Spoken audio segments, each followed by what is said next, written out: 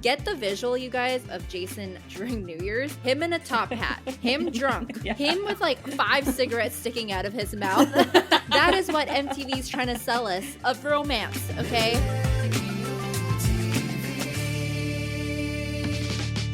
Hello and welcome to another episode of Millennial TeaV. We are your hosts, Candace, Liz, and Adrienne, and today we are going to be recapping The Hills Season 1, Episode 7, Someone Always Has to Cry. Before we get into it, I just want to remind you guys to please give us a follow on YouTube and Instagram for special extras, videos, and content. We seriously have so much fun on Instagram every week with polls and getting suggestions from you guys, so if you want a fun time, check us out at Millennial TeaV. And on YouTube, we are Millennial TeaV Podcast. Before we get into the episode, let's talk about this week's pop culture news. So this week for pop culture, there have been so many good documentaries coming out. If you are a true crime fan like me, there's so many out there right now. The Gabby Petito documentary just came out on Netflix, and the Ruby Frankie documentary came out on Hulu, which is what I'm going to talk about. If you don't know, Ruby Frankie was a family vlogger on YouTube. Her YouTube was 8 passengers, and it was just the journey of her and her kids and her husband. Very classic kind of Mormon type of thing that was going on back in the 2000s. Everything crashed and burned really recently, and basically it was discovered that the 2 youngest of her children were being held in like this fortress-like house, being tortured pretty much daily because she believed that they were possessed by demons. And it was all basically came to a head. The cops were called. The youngest boy actually escaped. And he didn't escape to get help, which is the craziest part. He escaped to go to jail because he thought that would be better than the situation he was in. He was asking the neighbors to take him to the nearest jail because he would rather be in jail, which is the saddest thing I've ever heard in my life. But if you're super interested on the details, I suggest watching this documentary. It is super informational. I do deep dives on this kind of stuff, so I have been like on the Reddit and on different vlogs and TikToks and all kinds of things looking up stuff on this case. It's like the most interesting thing to me because specifically this documentary is the first one where the father and the 2 oldest children actually speak. The father is in it too? The father. Wow. Yes. So he's not actually like in it? I mean like abusing the kids? No, he was actually kicked out of the house for the last year before anything was caught and found. Ruby and her business partner, Jody, who also moonlights as a therapist, had convinced him that he was bad for the family, and that in order to keep his family and his marriage, he needed to leave the family home. So he had not had any contact with his children or his wife for a year. Wow. And the day that Ruby called him, he thought that it was supposed to be like an, oh my gosh, she's calling me back to be in love with me again. Mm-hmm. And actually she was like, her exact words were, I have some explaining to do. You need to go pick up our children from the police station. Oh my gosh. What a phone call. Yeah. So they talk about all of this in the documentary. It is so interesting, you guys, to see what he has to say, because obviously a lot of people are blaming him. Like, how do you not see your kids for a year? How do you not know what's going on?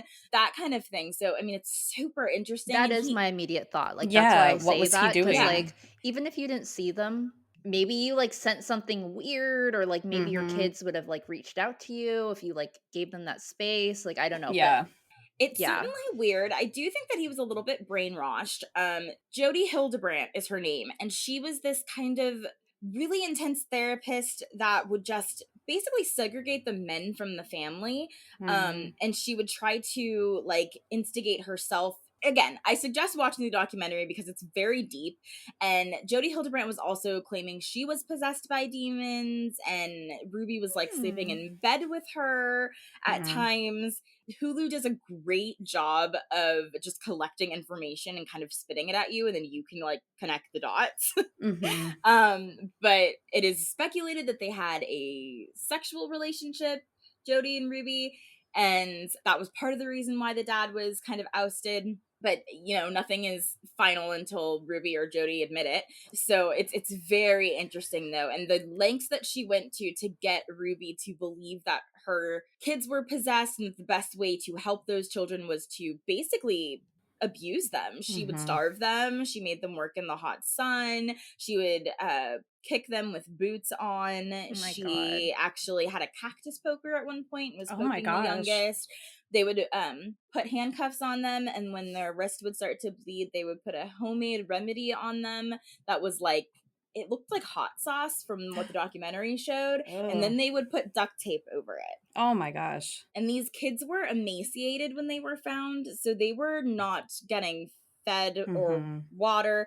There's journals that she wrote in that basically chronicleize all of the abuse. So she wrote it all down, so there's really no getting out of it. But she literally would write, I won't say the youngest kids' names because they're trying to keep them under wraps, but they call them R and E. But it would be like, R and E tried to steal water today while brushing their teeth because they like weren't getting water. But how stupid is she for writing all of this down I know, somewhere? that's what I said. She wrote everything down. There's no getting out of it. Like, you have, so not that I wanted her to, but craziness. It is a very good documentary. I suggest watching it, but I don't know. Have you guys done much deep diving into this case? I did a little bit, and I had never heard of her YouTube channel until like all of that happened. So I'm gathering that like the abuse didn't really start until her channel like took off, right? Because then she was like making the kids like perform for YouTube, and if they didn't do it, they were like punished, right? Okay. So the oldest daughter, Sherry, said she actually wrote a book, and I listened to it on audio. It's also very good. It's called The House of My Mother, if anybody is interested. But she wrote a book, and basically in that book, she said her mom was always very physical, like in terms of like if they did something wrong, they'd get like a slap on the mouth or like a a slap, but it wasn't like to the extreme abuse. Level. It was just kind of it was just kind of like how she handled things. But she said she said it was fine when they started YouTube. That was fine.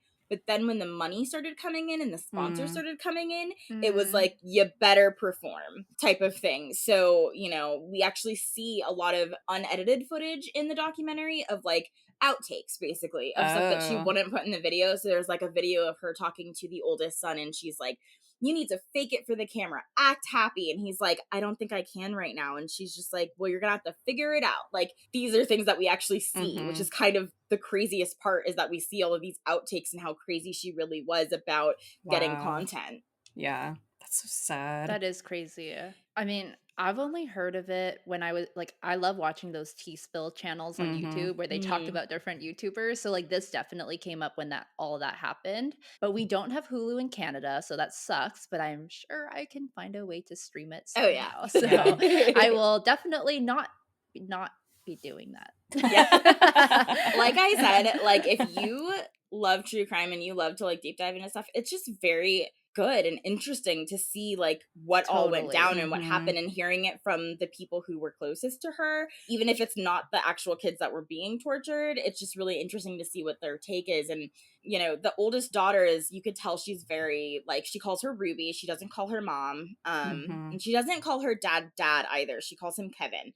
So I think she also has some resentment there, because she had been calling CPS for her little siblings for like 2 years prior to this. She was worried about them and she wasn't getting any help.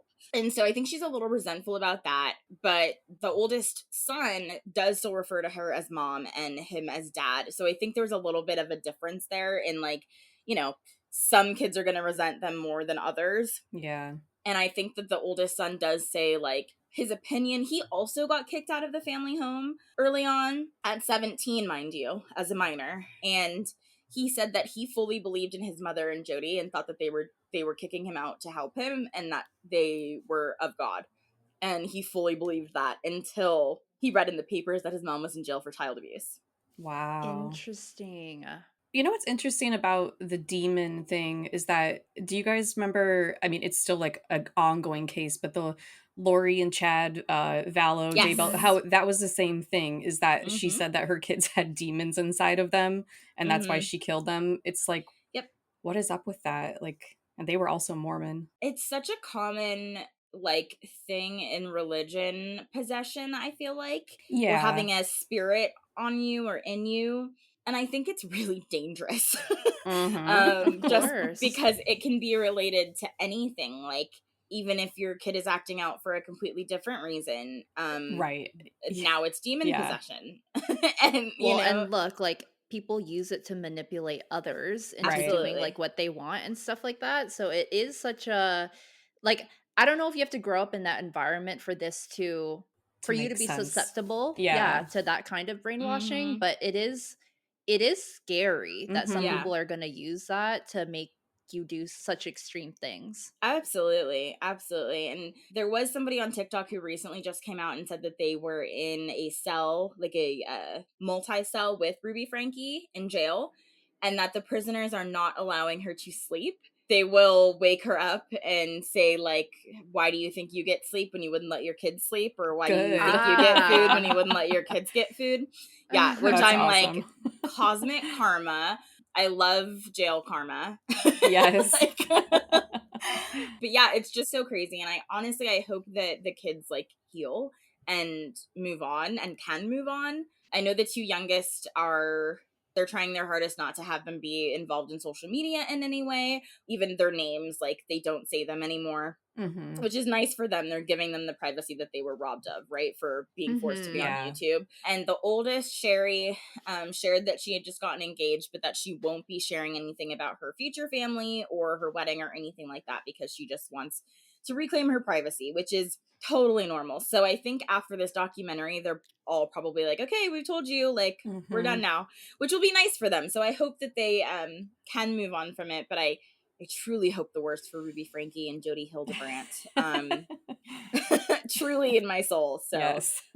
But if you guys have watched the documentary, or if you are interested in true crime or have any other crazy stories that you're watching or listening to, let us know on Instagram, or let us know your feelings about the Ruby Frankie, Jody Hildebrandt scandal. And yeah, we love hearing from you guys. So now let's get into the episode.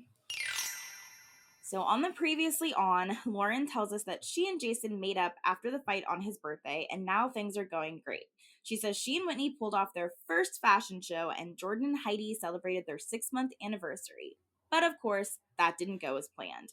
With the holiday break from work and school, they were all going to have a chance to hang out together, and she was hoping for a drama-free New Year's kiss.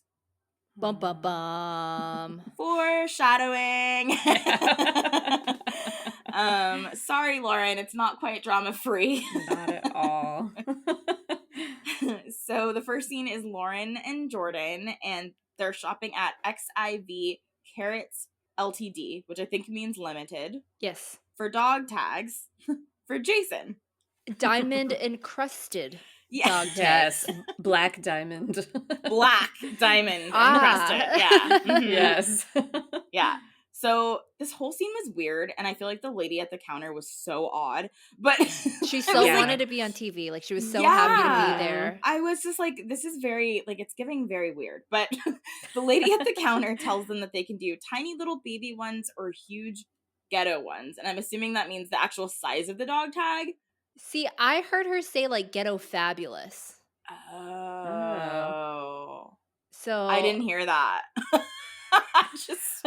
wait, and I gotta ask, leave this in or cut this out, but is that offensive when someone says ghetto fabulous? Okay, I don't find it offensive, but I think there are people in the world that would find it offensive. Mm-hmm. The word ghetto in general, I think, is kind of offensive just because it has a lot of connotation attached to it. Yeah. I mean, everybody uses it though, so I still hear it now. So I don't know. I was just kind of like, that was kind of weird. Yeah. Ghetto fabulous. I don't know if that's as bad as ghetto. I don't know. I feel like people don't use ghetto fabulous like in a derogatory way, which is maybe why we don't think that it comes off offensive. Yeah. I feel like they like say it in a way that's like, oh, you dress like very over the top or like very like, you know, flashy kind of thing. But I'm just asking because I remember saying that once so many years ago, and this guy was like, watch what you say. And then I was like scared ever since. And this was at work. Oh my God, I'm getting red just and hot just thinking about it. But I feel like that's happened to me so many times over the years, and not because I'm saying things like maliciously. Yeah, It's just like just things you because say, right? Mhm. Like that you hear We don't in like realize. pop culture, news, whatever. And people will Mhm. be like, why did you say that? And so now, whenever I want to say something, I'm so in my head all the time. I have to tell this story then because it's Please very do. similar. Yeah. My ex-boyfriend, okay, I'm a black woman. He was a white man and he worked at Starbucks, and he was just okay, he tried to like have a connection. He was very like into being a Starbucks barista. It was like he loved it. Okay. So every customer that came in, he like tried to make like a genuine connection with. A girl came in and she was black, and he said, "Hey girl, hey" to her when she walked in, like, "Hey girl, hey." And she got really offended and was like, "Do you talk to all your customers like that or just me?" And he was like, Oh my gosh. "I talk to everyone like that." And he genuinely did. Like, it wasn't like he wasn't trying to be weird. And of course, he kind of like ripped into him a little bit, and he was like so nervous, and like he's such a nice guy, like he was so nervous and like stumbling over his words, and all he could think to say was, "My girlfriend is black, I have nothing against," like and of course that's goodness. like the one thing you don't say. I know. Which makes it even worse. He's like telling me the story, and I'm like, "Oh God, honey, like don't." You just made it so much worse. And he's like, I know. And he's like, it was the only thing I could think of at the time. Aww. He's like, I heard it come out of my mouth Yeah. and I died. He's like, I wanted to stop myself and I couldn't. And I felt so bad for him. But yeah, she like filed a complaint, and it was like a whole thing. Oh my I know. gosh. She was super offended, and I swear on everything, like I'm not leaving out any part of the story. He genuinely did not do anything else. Like he literally just said, "Hey girl, hey" to her. Oh my gosh. Which wow. I so Yeah. believe, because like, yeah, like that's something I feel like I would do too, and not think Yeah. anything Mhm. about it, because it's just like something you hear in Yeah. media. And oh my God. Yeah. See, it makes me so scared to like talk sometimes, because I'm like, I don't know who I'm offending. Mhm. Yeah.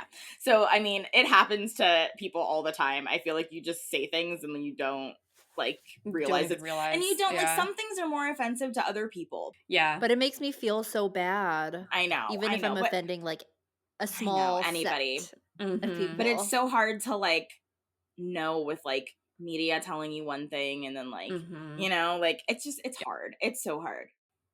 So they spot black diamonds, and Jordan says, "That looks so cool." And the counter lady asks if Lauren wants an engraving on the back, and Jordan says that Lauren should get her name engraved on Jason's, but Lauren says that that's dorky. And the counter lady then suggests that she put property of, or if lost, return to. Oh, so corny. so tacky. Very tacky, yeah. But honestly, like, not at Lauren's age, but in high school, I would have been like, "That's so cute," you know, like, Yeah. like property of, so cute. So Lauren is like, "Well, that's funny because then if you break up, they can't wear them anymore." And I'm like, "Oh, Ooh. also subtle foreshadowing." Did you guys think that dog tags were cute on guys? No, No. I always thought they were lame. I think this is a weird gift, honestly. I don't get it. It's so Jason though. Like It it's is so something that it he is would so want. Jason, yeah. And I wonder how much she spent on that, like real black diamonds. my Oh my God. gosh, I know. Like Right after she got him those expensive golf clubs too. Yeah, and I you're wonder right. Yeah. what he did with them, like after they broke up. Did he still wear them? Of course. Don't you guys wear like nice fancy gifts that your exes gave you? No. Yeah, I take it back. I've never gotten one. So. No. Yeah. And I actually got like a decent amount. I have a Tiffany's bracelet from an ex, and I know I can't wear it because I know feel that's weird. true. That's like It's weird, sentimental. Yeah, it's like Yeah. weird, and it's like an infinity bracelet too. So like Oh. I can't. Should Like, sell that stuff, Candace. I Make know, I some really money. should sell it. Well, I was like, that was back when I was like, a little blue box is the perfect gift, you know, like now I could care less, but I was very happy with my little blue box on Christmas. So the next scene is Heidi, Jordan, Lauren, and Jason, and they're buying a Christmas tree, and we see them picking out a Christmas tree at the Christmas tree lot, and Lauren is super excited, and she says, "Now we get to go home and decorate it." And then we hear Jason say, "It's the first tree you get to decorate by yourself." And Lauren confirms that yes, because her mom doesn't let them decorate their Christmas tree. which is so like funny. So sad. Yeah, I know. It's a rich I person felt so thing. bad. It's a rich totally. person thing. Like, it has totally. to look a certain way and all that. But I was just like, oh man, that's like always a family activity for us. Yeah, but I'm like, she's so excited to decorate a tree. That's so sad. Yeah. I'm like, meanwhile, that's like the last thing I want to spend my time doing. And she sings a little la la la la la. She's like super excited about Christmas, and this made me nostalgic for Christmas, even though I kind of hate Christmas. So yeah, you're the one that doesn't like I know. Christmas. I'm the Grinch, and I was like, oh, Christmas time. So then we see Jason and Jordan carrying the tree past the pole at the villas to get it up to the apartment. And then we see everyone decorating, and Heidi says that at her family Christmas, someone always has to cry. And Lauren says that no one cries at her Christmases. And then Jordan asks Heidi who cries at her Christmas. And Heidi says, I always cry at my Christmas because I never get the present I want. And Holly always gets all the attention. And then we start fighting. Is anyone surprised at this? No. No. No, but I never get the present I want. And she says it in a way that's just like, you guys are weird. Like, I know. have to be Yeah. lying. Like, everyone cries at Christmas. I loved this scene though because it's very like they all know Heidi and they're all just like laughing and like like I don't know, like they're just like laughing at her, but it's like a nice laugh. Like they're not like making fun of her. They're just like, what the hell, Heidi? Like, you know. It was a very nice like their friendship is at its peak right now, and it's like really nice to see. But they're all laughing at her, and Heidi's like, "Come on, tell me someone cries at your Christmases," and they're all like, "No." Like no one cries at our Christmas. And then Jordan says they cry at the joy of the gift they got. And Heidi's like, liars. Do people cry at your Christmases? Do you have dramatic Christmases? No, not at all. No, never. I don't think I've ever cried on Christmas. I actually cry every year on or near my birthday for some like unrelated reason usually, but it happens every year, and I'm like, here it goes, because it's close to my birthday. But I never on Christmas. No, not even when I don't get like the gift or whatever that I want, like nothing. No. Yeah, no. Same. I mean, my parents were always really good about like getting me stuff that I wanted. They just asked me for what I wanted, and then they got it. So it wasn't like, it wasn't like I was like, I really wanted this thing, and I got this instead. Like it was never really that big of a deal. So. Same. And my mom was always really good. Even if I'm like, oh, I don't want anything, she'll get like cute pajamas or like stocking stuffers or just like a lipstick or something. So I always felt like good. Yeah. Same. But I'm not a great gift giver. I'll say that. So well, I should have done better. I feel like with Heidi, it was probably like she wanted something crazy, like astronomically out of budget, and then was mad that she didn't get it. I feel like as a kid, she would ask for a pony. Yeah. She'd be like, I want to go to Disneyland twice. And they'd be like, okay, well. We can go once. Yeah. It's not enough. Well, Holly got to go twice. Like, you know. Or I can totally see her and Holly asking for like juicy sweatsuits. And then Holly getting like the shade of pink that she wanted, you know? Totally. And then Christmas was ruined. Yeah. Absolutely. Totally. So then we're at Doughboy's Bakery with Lauren and Heidi. And Heidi says that in LA, no one thinks it's Christmas. And Lauren says that she just hopes Jason likes his present. And Lauren looks extra cute here. She's wearing like a short jean miniskirt, just a plain t-shirt, and her hair is like super silky and straight. And she's got the big black headband again, and she's wearing flip-flops. And I just think she's adorbs in this scene. And it's really funny that it's Christmas time and she's in a mini jean skirt and flip-flops. No Uggs. Yeah. She's graduated from Uggs. So Heidi says he's going to love it and that Jordan is really jealous of the dog tags. And Heidi asks Lauren what she wants, and she says probably some stuff for the apartment, which is the most adult thing you could possibly say. I'm like, a crock pot, a vacuum cleaner, like, you know, like something that is practical that you're going to use every day. So me. Totally. Actually, last Christmas, I think I asked for an ergonomic chair, Ooh. which I love. I mean, I use it every day. So I know, and I love that your main complaint about the closet was that they don't even have, like, ergonomic chairs. Yeah. It matters. Yeah. The Teen Vogue closet's biggest issue is not They're having the making them sit on ergonomic stools, chairs. you guys. Back Yeah. with stools. So bad for your back, honestly. So Heidi says, you know you're growing up when you want stuff for your apartment instead of toys and clothes. I'm not there yet. And Lauren says that she's always wanted a Chanel bag and that would just be a Merry Christmas. And same, girl, same. I know. I too have always wanted a Chanel bag. Why don't we just put it out there? God. I know. Yeah. I do love Chanel to death, and this Chanel bag was like my dream Chanel bag, and that Lauren ends up getting. And I mean, I can't believe her boyfriend bought her that. Her 19-year-old boyfriend bought her this. Mm-hmm. And I checked this last night because I was very curious as to how much they actually cost, because I remember looking it up in high school and they were like $2,000. Well, now Chanel bags, a small one, is $6,000. It's crazy. So how much would the big one be, do you think? Like the size that she got? Like 10,000? Probably. That's insane. And I'm like, it's just listed as $6,000 on the website. Like, no biggie. Mm-hmm. No biggie. Yeah, just gonna drop just that. go ahead and buy it. Like, ship it to my house. Like, that's insane. See, if you think about it, and we could convince ourselves to believe that, if we were to buy it today and treat one really, really well, and like only take it out for like special events, like birthdays, Christmases, whatever. If I'm buying a Chanel bag, I'm wearing it everywhere. No. But if you keep it in pristine condition, we could sell it for double in 10 years. So it's an investment, guys. Like, buy your friends, your family, your wives, whatever. The $6,000 Chanel bag. It is going to make you money in 10 years. So Lauren asks Heidi what realistically she would want, and Heidi says, a poopy.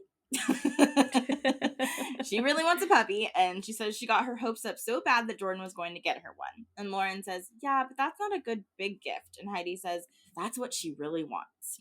And Lauren asks Heidi what her favorite Christmas present ever was, and Heidi says, the one I'm gonna get. Which made me wonder if this scene was filmed after she already got the puppy and after Lauren already got the bag, because I wouldn't be surprised. Probably. Because it was really pointed about the presents that they wanted, and also, like, she says the one I'm gonna get, which, like, seems like an inside joke. Or she's just talking up, like, he better get that for me. Yeah.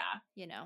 Heidi's so good at playing up this, like, bratty, like, I always get what I want, like I'm a princess kind of thing. Mm-hmm. But in this scene, it comes off, like, really cute in this episode, so... It does. Yeah. I wasn't annoyed by her this episode. Yeah. At all. I thought she was sweet I wasn't and cute. either. Yeah. It's because she didn't have to work at all. That's why. Yeah. So then we see the whole gang at the Grove walking around during Christmas time, and it looks super fun, actually, and now I want to go to the Grove during Christmas. So me and Kyle were just there. We went when we were in LA. Oh! Yeah. It's so nice. It's actually, like, when we lived there, we would go there a lot just to, like, walk around because it's, like, an outside mall. But it was funny seeing it on the show because a lot of the stores are actually, like, the same, which is surprising. There are just, like, the little, like, boutique stores that have changed over the years, But my favorite thing there is that they have a 3-story Barnes & Noble. Like, it is gigantic. 3 stories, yeah. Oh my God. And they always do, like, book signings there and stuff. But How cool. they have a movie theater there, and so we would just go there a lot to, hang out. When we couldn't afford anything in LA, we'd go there and just walk around. Yeah.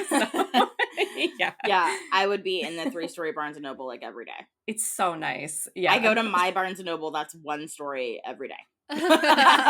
So you can imagine me at a 3-story one. I love books. I do. It's an obsession. It's really bad. When I went to the Grove a few years ago, I bought one thing there. And Uncommon James had a little stand there. So that's like Kristen's jewelry brand. And I bought a little necklace that I still like wear today.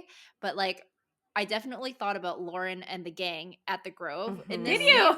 Because it's so LA. And like, I feel like so many things are filmed here. But like, that's the one that sticks out of my head.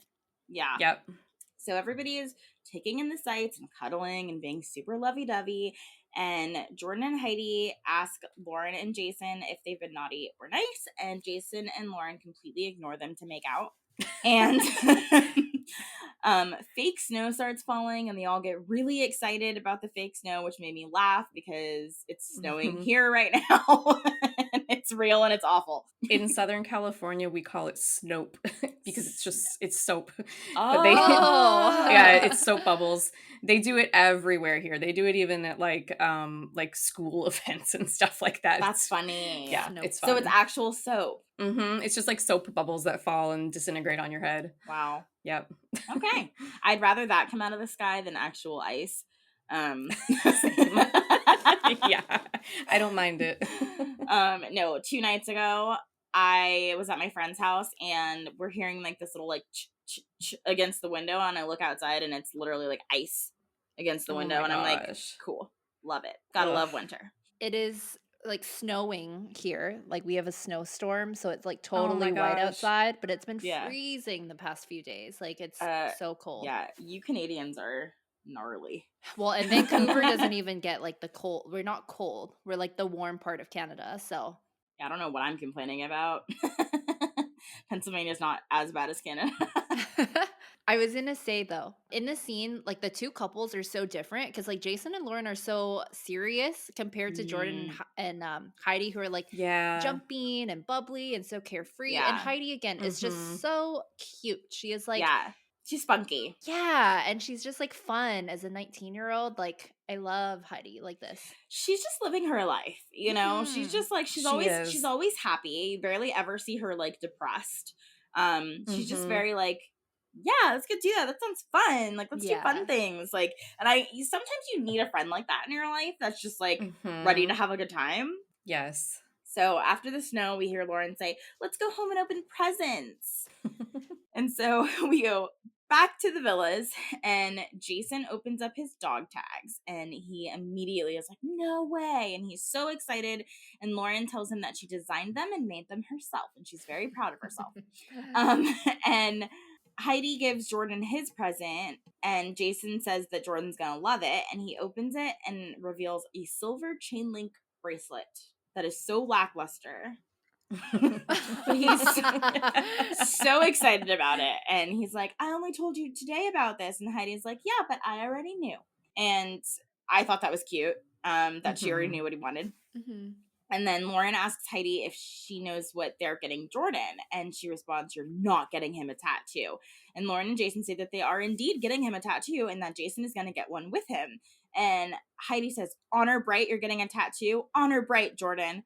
And I had to look that up because I had no idea what she was saying at first. And then the subtitles kept saying honor bright. And I was like, I'm looking that up because that has to mean something. And apparently it means upon my honor, really and truly. So she's like, swear, basically. Is like a military thing or what? I have no idea. At first I was like, is that what he's getting tattooed? Like I did not understand what she was saying. I rewinded it like 3 times to make sure that's what she was saying. That is so weird. But yeah. And he says, okay, which maybe he comes from a military family, or that's like a, maybe, you know, or something. I don't know. But I've never heard anybody say that. Honor bright. And Heidi's like, "Jordan Patrick Eubanks, how dare you?" Which I thought was really cute. The way she says his whole name was like so adorable. Because, you know, like girls do that. Like, you know what I mean? When you're like trying to scold your boyfriend for doing something stupid. Definitely a thing. So then Jordan gives Heidi her gift, which is a little stuffed chihuahua. And Heidi exclaims, "I got a dog!" And she's clearly a little disappointed. And she kind of says, "I thought you were going to get me a real dog." And he's like, "Babe." And then Lauren tells Heidi, "After Christmas." And Jason gives Lauren her present and says, "You can return this if you don't like it." And she squeals as she reveals the perfect black Chanel bag that she's been wanting, that she's been wearing for the last 4 episodes. I know.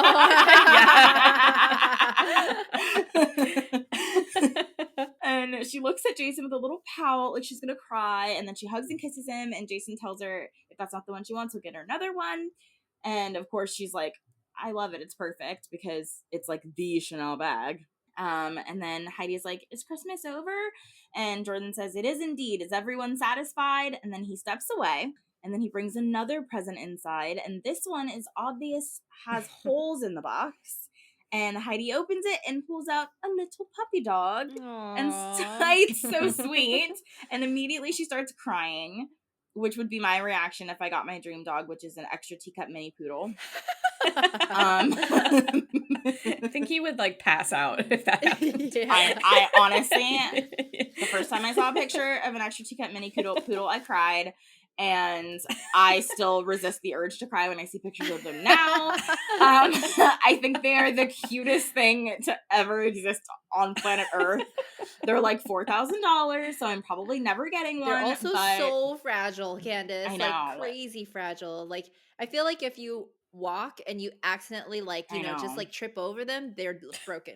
They're I dead. know, Yeah. but part of it is like I can't believe anything that small like exists. Can exist. Yeah. And I think it's just like it's so cute. I can't stop looking. Like it's so cute. And yeah, they're very fragile and they get sick easy because they're not supposed to be bred that small, and they can literally die from broken bones from falling off the couch. Like that distance is like, yeah. And when they're babies, they literally eat every 4 hours. You have to feed them every 4 hours, like with a bottle. Like an actual baby. Yeah. I'm like, I want one so bad though.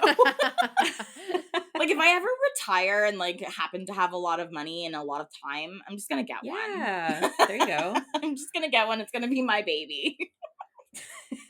After my kids have left me, and it'll be just me and the little mini poodle. So Heidi's crying, and Lauren and Jason are just laughing at her because they think it's really funny, and because she was not expecting it. And Lauren asks Heidi what she's gonna name her, and Heidi says Bella.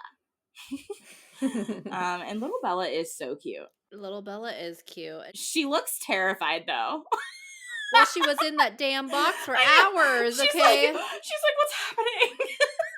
Yeah, I wonder how he got her to the apartment, because if they were just at the Grove, Yeah. where has this little dog been the whole time?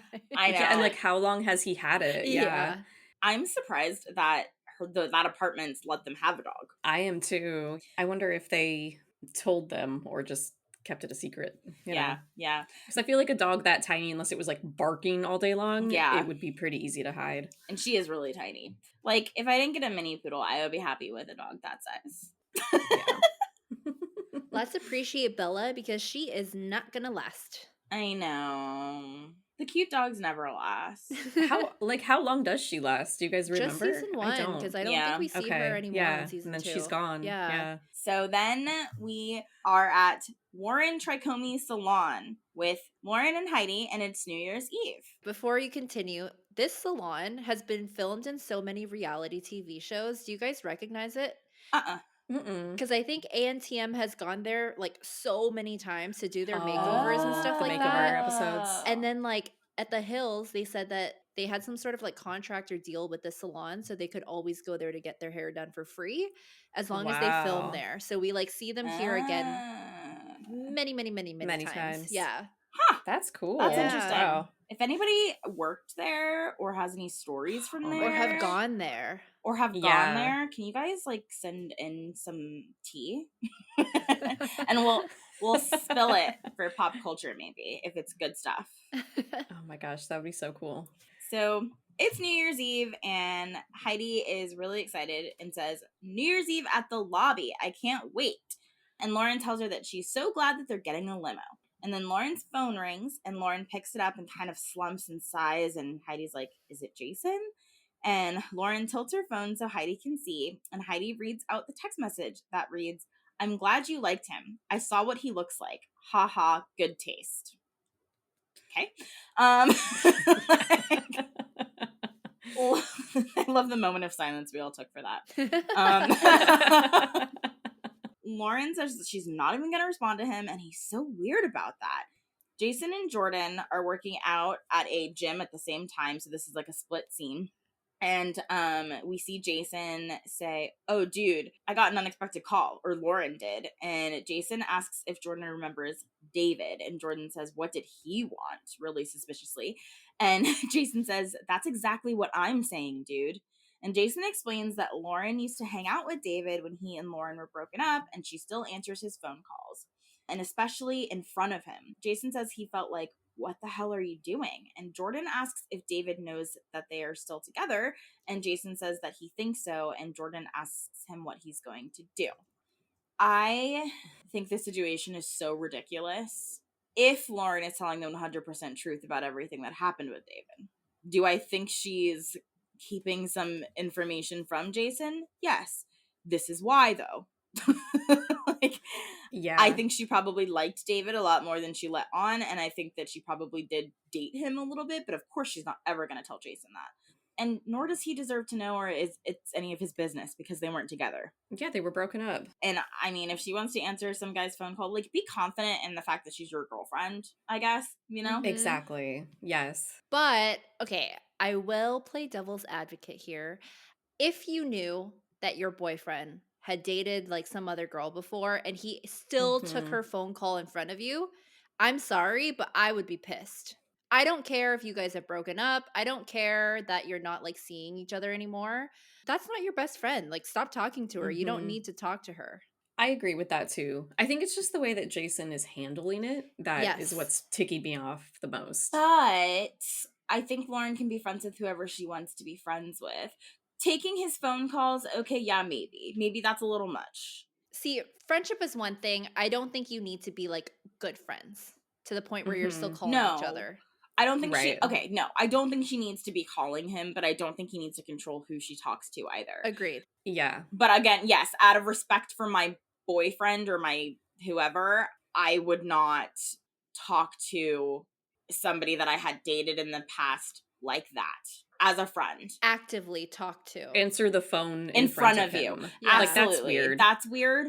And again, I do think, God, I can't even say anything bad about Lauren without feeling bad in my soul. But I'm like struggling. I do think Lauren was holding back a little bit on how she felt about David, because again, you're right. Like, why are you answering that call? It obviously means he means something to you, whether it's friendly or not. And she's probably holding back a little bit. But again, I get why she is, because Jason reacts like this. Totally. I will say, though, like, Lauren answering that phone call in front of him, in a way, I can see that she's, like, trying to be honest and truthful as well. Like, she doesn't want to lie about it. And I know we're coming off very double standard here, right? We're like, you can be friends with whoever you want, but there is a line where you like have to respect your partner and not continue that relationship. Like, yes, you guys are still friends, but you're not calling each other to hang out. I think like that's the respect part. There's an inappropriateness when you're together with somebody. I agree with that. I kind of want to know David's side of things. Me too. Who is this David? Dude, wasn't there a David that she went to prom with? I was thinking that the whole time because she went with like a blonde guy, remember? Like, I wonder if that's the David. That's what I was wondering this whole time, but I couldn't remember if that was her date or Lo's date. If that's the David, then I don't feel like it's a big deal because they went to high school together and they actually were friends. But they said that they hooked up in between her and Jason breaking up. She said she dated him. Well, I mean, she never really says what happened. But they dated in some capacity. It seems like they like casually dated for a little bit, yeah. Jason says they used to hang out. Yeah. So, whatever that means. So, back at the salon, Heidi tells Lauren that she can't believe that he sent her that message. And she asks, he's still upset that David called you? That is so lame. And Lauren says, that's just how Jason is, though. And Heidi says it's because he did things, so he's going to expect other people to do things. Which I guess means because Jason used to cheat, so he's expecting Lauren to cheat. Which I don't peg Lauren as a cheater. But then you do have to remember she was kind of hooking up with some other girl's boyfriend in high school. And we all know how I feel about Lauren Conrad, okay? She can do no wrong. But if you're looking at it from Kristen's point of view, she's probably like, yep, that's Lauren. You know what I mean? Like, so it's interesting. I wonder, and obviously this is Lauren's show, so it's always going to paint her in the better light. Yeah. So Lauren says, now he's mad at me. And then she answers her phone. That's ringing. So she picks up and says, hey, why are you mad at me? And we get a one-sided part of the conversation. And we just hear Lauren say, Bub, I haven't talked to him in like months. I'm really sorry, baby. She then tells Heidi that he's so angry. And Heidi's like, did he just hang up on you? And he did. He definitely hung up on her. Lauren's like, what did I do? And the hairdressers, who are like so into the drama, are like, what's going on? I know. What's going on? That was so funny. And, they're like, well, who are we texting? And Yeah. Lauren tells them that it's her boyfriend, and they're like, what's the fight about? And which is like so me, like I want to die. I'm like, what's going on? Drama, tea, tell me. Heidi says that they're boys, and that's what the fight is about. And Lauren starts explaining the situation, and the hairdressers say that they hope it doesn't put a damper on the night. Not after we just did your fabulous hair. I know. So Lauren then says that Jason gets mad about the dumbest things, and she says she's not going to apologize because she didn't do anything wrong. Yeah, such a shit show, the whole thing. Jason is very jealous, and I do think he's a little controlling, but again, we just went into an in-depth conversation about maybe Lauren's a little devious herself. You know what's really interesting? On Laguna Beach, we never saw like this side of their relationship. It was just like good, and then he cheated on her like at the fashion show. So I'm actually kind of surprised to see like Jason as the jealous boyfriend. That's not really something we've seen of him before on Laguna. It was always him cheating on the girls. You're right. Because I think he really likes Lauren. And he's never really liked a girl. I truly don't think he ever really knew what it was like to fall in love a little bit. Yeah. And so I think once he fell for Lauren, he was just like, he didn't want her to break his heart.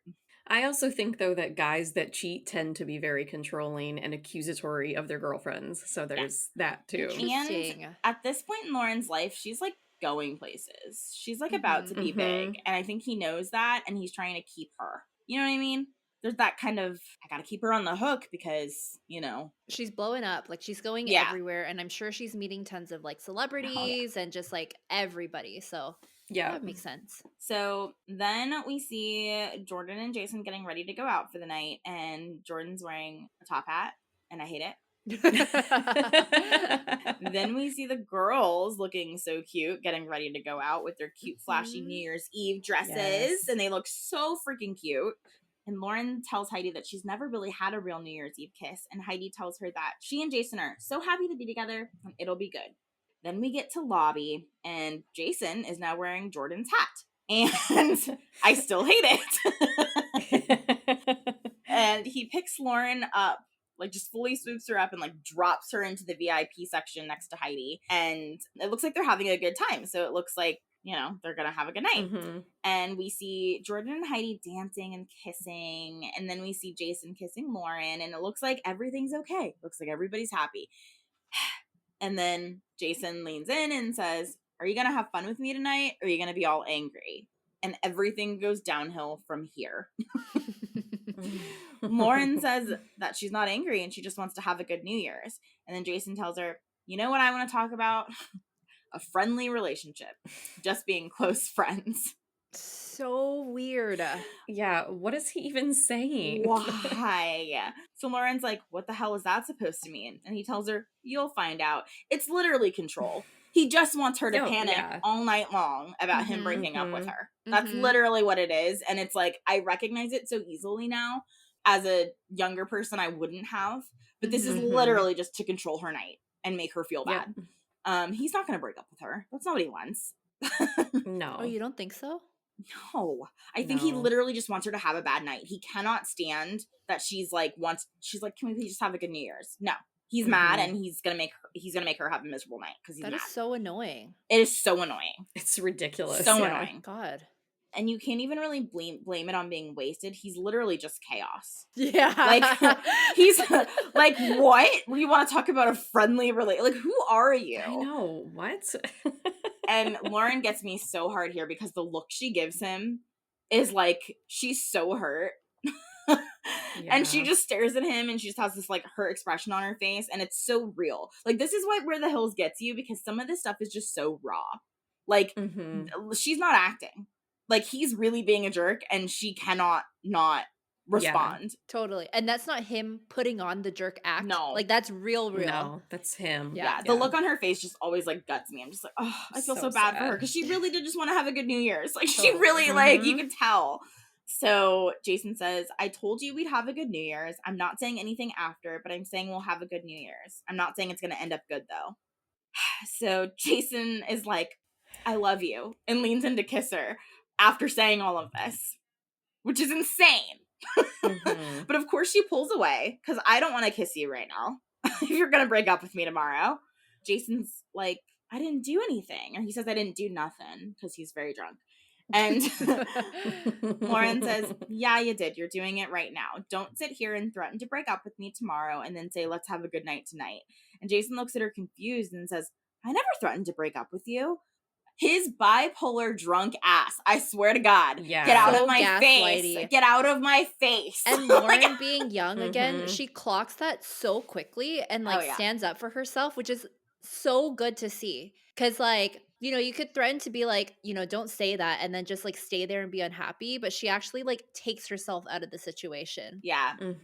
And she's like, why do you keep saying this could be an ender? I'm looking forward to having a friendly relationship with you. Why would you say that? And again, she's very much sticking up for herself. And good. Yeah. She's not like, I'm sorry. You know what I mean? Like, you're please right. don't. I did fuck up. I'm sorry. She's immediately is like, why are you saying this shit? You're dumb. Yeah. Then Jason says, whoopee. Whoopee. I never said that. Bub and whoopee. Can't. And Lauren says, yes, you did, babe. And Jason claims that he said, let's just deal with it tomorrow, which obviously he didn't because we all heard him on camera. Lauren says, but then you're like, it's not going to end good. Like, what do you want me to do, babe? And Jason replies, honey, it's like we argued about it the first few nights. It's like you understand where I'm coming from, but it's like you do it again.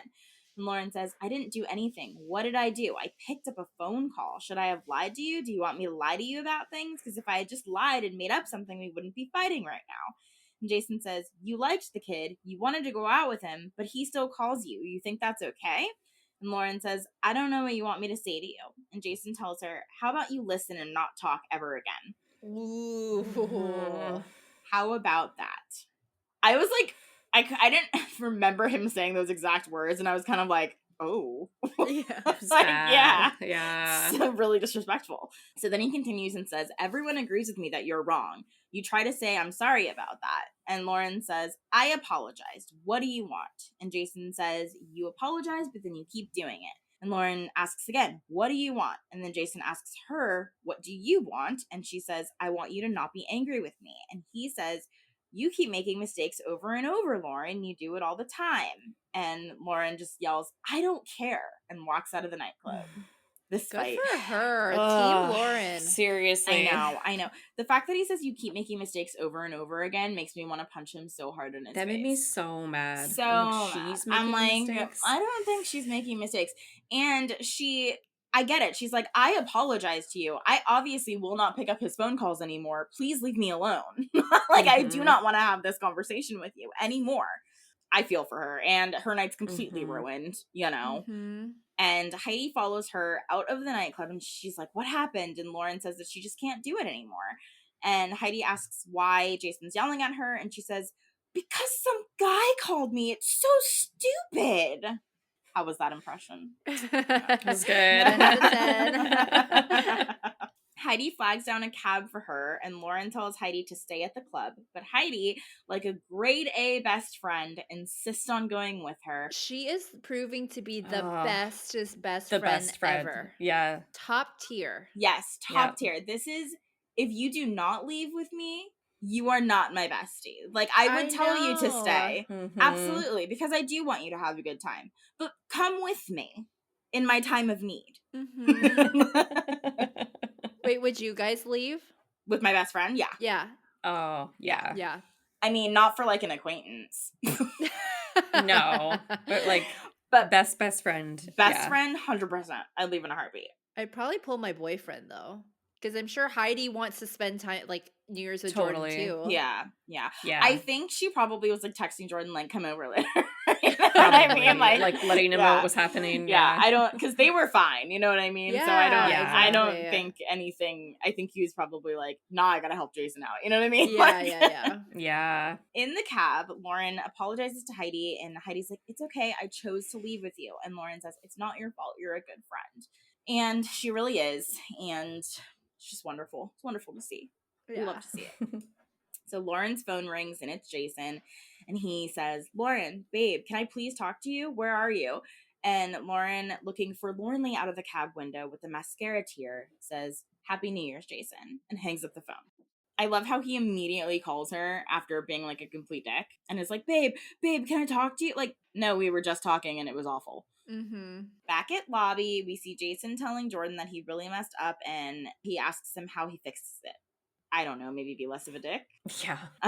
So Jordan tells him that he needs to go up to her and say, Lauren, I love you. I'm sorry. I understand what you're saying. We'll talk about it later, but it's okay. I promise you that would work. Jason calls Lauren again, but Heidi picks up her phone and Jason asks to speak to Lauren and Heidi says, I don't think she wants to talk to you right now. And it's 11:36 p.m. and Jason is desperate to get to Lauren before midnight. So in the cab, Lauren is like, I never have a good New Year's. And Heidi's like, no one ever does. And Lauren's like, but you were having a good night. And Heidi says, it's okay. And Lauren says it is not okay. It's not okay that Jason does this. And Heidi agrees with her and says that it's not okay that he ever treats you like this. Heidi is just like the best. Again, not only does she leave with Lauren, she's like, no, I don't want you to feel bad about me having to leave. I want to make sure that we focus on you. Like, right. And it's like, it's Jason's fault. It's not your fault. Exactly. Yeah. God, I love Heidi. So, and Lauren's like, we have 20 minutes to New Year's and I will celebrate it. And I'm like, you go, girl.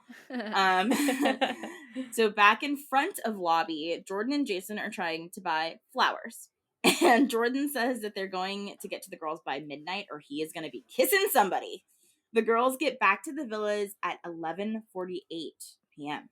And Lauren tells Heidi she just might be her New Year's kiss. And Heidi says that she would be so lucky. As Jason and Jordan race to the villas, Jason says that Lauren is going to be so mad at him. And Jordan tells Jason to grab her, throw her on the bed, and make love to her. Whatever you have to do. I'm like, I don't think she's going to be too receptive to that. So Jason calls Lauren again and asks her to come downstairs. And she's like, I'm already up to the apartment. I'm not coming downstairs. And he's like, please, please, please come down. And I really want to be with you on New Year's. And it's about time. Please come down. And she's like, just come up. He says, if you love me, you'll come down. And Lauren's like, if you love me, you'll come up to the apartment. And so Heidi's like, come on, Lauren, let's just go down. And so at 11:59, Jason sprints to Lauren. And at 12 a.m., he rushes her, kisses her, and says, I'm so sorry, I love you. While Jordan and Heidi are also kissing. And the episode ends over Heidi shouted, Happy New Year. What a freaking roller coaster, you guys. Isn't it crazy that MTV tried to sell this to us as like romantic? I know. It's awful. You know, like as long as he makes it to her by midnight, it makes up for everything. And they kiss. Yeah. He bought her roses. He got the limo. He rushed there. Okay, get the visual, you guys. And we'll post it on our Instagram of Jason during New Year's, but him in a top hat, him drunk, him with like 5 cigarettes sticking out of his mouth. Yes. That is what MTV's trying to sell us of romance, okay? Oh my gosh. It's awful. It was wild, and correct me if I'm wrong, but I don't think they ever talk about this fight again, like on camera. I don't think so. I think it's just kind of like, well, he kissed her by midnight. That's fine. Yeah. It's like, And Lauren got the midnight kiss she always wanted because she never had one, you know? Right. Oh my gosh, you guys. And he said, I'm so sorry, I love you. So it's okay. And if he took Jordan's advice, he threw her on the bed and made love to her. Oh my gosh. That's funny. So, you know, I don't know where Jordan and Heidi went during that, but yeah, I mean, these two are so dramatic. They make great television, right? I mean, I do watch this every New Year's Eve because I think it's really funny. I love that. I think it's really funny. I watch this, and there's a How I Met Your Mother New Year's Eve episode that I also watch. Sometimes I don't watch the whole episode, but I literally just watch like the nightclub scene to the end because it's so good. I mean, it's classic reality TV television, right? It's like the dramatic fight, the kiss at the end, the race to midnight. You know, it's like the stakes are high. I also love that it's like low. Okay, it's not low drama, but like it's not like someone's like getting hurt or getting hit or like, you know, like whatever, like you see it now. So this is very real drama, which is even better. What did you guys think of this episode and this fight? The high stakes. It was a good episode. It was very entertaining, but it was very frustrating to watch, I felt like. You did a wonderful job, can I say? Because we texted each other before the episode being like, oh my gosh, you have so much to recap. And Candace did a wonderful job recapping the conversation. But yeah, I love the episode, love this kind of drama. It's all so real. Like no one's acting up or playing up, you know, their character, which is the best part. I loved it. I loved it. I loved it too. I mean, I love this episode. It's just good. But again, I will tell you, typing up this fight was like, because I didn't want to miss anything, but at the same time, they're like drunk. So you're like trying to pick up, and like the camera's cutting at weird parts. You don't hear everything. And it's like you're trying to type it all out. And it's rough sometimes, but I do it all for you guys. Did you guys have a favorite outfit this episode? I really liked Lauren's New Year's Eve outfit. She was like in a black like halter dress, which I thought was really beautiful. And then the outfit where she was wearing the jeans mini skirt with like the distressed t-shirt, I thought was really cute. My favorite was Heidi's New Year's Eve dress. Cute. I love it. It was like silver, sparkly. It was very New Year's Eve, so like super flashy. Yeah, I loved it. I also loved Heidi's New Year's Eve dress, and it took me back to like when you go shopping for that New Year's Eve dress. You know what I mean? Like you need something sparkly and something like hot and pretty and cute, and she did her hair all cute. Yeah, I liked that too. Yeah. But I also loved Lauren's t-shirt, mini skirt, and flip-flops with her crossbody bag. I just thought she looked so casual and cute, and her hair was like super straight and silky, and I loved it. Moment? I think that like it's fascinating watching Jason go from getting mad at Lauren to like flipping it so quickly. That switch is so interesting to watch. So like without it being like, that's my favorite moment. I mean, I thought that was super interesting TV. Yeah. Mine was just Heidi being the best friend in the world and leaving the party, being so supportive. I even wrote down, there was a moment when she was like comforting Lauren of like, no, like I wanted to leave with you, where she says like, I didn't even like my hair anyways. Yeah. Oh, I know. That was cute. It's so good. I didn't even like my hair anyways. I thought her hair was actually really cute, which is funny. It was, yeah. Yeah, I liked the fight, not because of the fight, but because it was just such great television. Like, the way that it was edited, like, they're in the club. Like, it's just, like, you can't write that. And it just happened organically. And I'm sure the Hills producers were, like, shaking because they were so excited. You know what I mean? Like, it's just good television. So I enjoy, not because the fight, because that's sad. And Jason's a douchebag. But, you know, I love the rest of it. You know, I know when Spencer comes along, it's like a whole different ball game, but I'm so curious to see how Lauren treats Heidi, like during these moments when like Heidi's needing like comfort, because Heidi really is amazing. I know. And I think of all the times that Heidi says, when Jason was treating her like shit, I was there for her. And like, I was always like, you're dramatic. But like, now I'm like, she really was, though. She was right. Yeah. I don't know. I do think that Lauren could have given her some leeway. I get not liking your best friend's boyfriend, and I get that at some point there had to be a separation. But, like, I do think they could have managed to, like, not hate each other. Yeah. But again, we'll see the progression of this as the show goes on, and we'll make our decisions then. But until next time, folks, this has been an MTV podcast production. We are your hosts, Candace, Liz, and Adrienne, and we'll see you next week. Millennial TeaV. Thank you so much for tuning in to Season 4 of Millennial TeaV and feeling the rain on your skin as we recap the Hills. If you're loving what you're hearing, make sure you drop a review on Apple Podcasts or Spotify.